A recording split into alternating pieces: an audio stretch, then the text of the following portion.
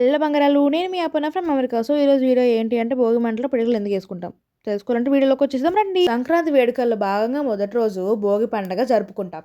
భోగి మంటలు వేయడంతో మనకి పండగ మొదలవుతుంది. ఈ సమయంలో మనకి ఉష్ణోగ్రతలు తగ్గి చలి ఎక్కువ అవుతుంది.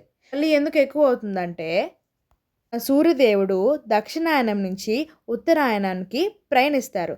అంటే సౌత్ నుంచి నార్త్కి ట్రావెల్ చేస్తారు. ఈ ట్రావెలింగ్ టైం ఏంటంటే 6 నెలల ప్రక్రియ. ఉదాహరణకి డిసెంబర్ 22 నుంచి జూన్ 21 వరకు ఇదొక 6 నెలల ప్రక్రియ. ఈ ప్రక్రియలో మన సూర్యదేవుడు సౌత్ నుంచి నార్త్కి ట్రావెల్ చేస్తారు.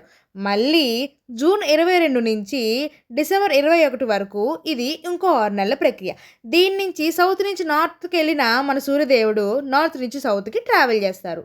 దీని ద్వారా మన వాతావరణంలో మార్పులు కలిగి చలికాలం అనేది మొదలవుతుంది.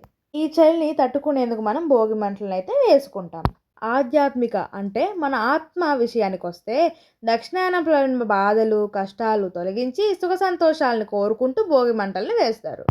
జనవరి నెలలో చలి ఎక్కువగా ఉంటుంది అందరికీ తెలిసిన విషయమే కాబట్టి ఉదయాన్నే లేచి భోగి మంటలు వేసుకుంటాం. అలాగే ఇంట్లోని పాత వస్తువులను, చెడు ఆలోచనలను అగ్నిదేవుడికి సమర్పించడం ద్వారా ఇంటిని శుభ్రం చేసి కొత్త శక్తిని అలాగే సానుకూలతను అంటే మంచిని ఇంట్లోకి ఆహ్వానిస్తాం.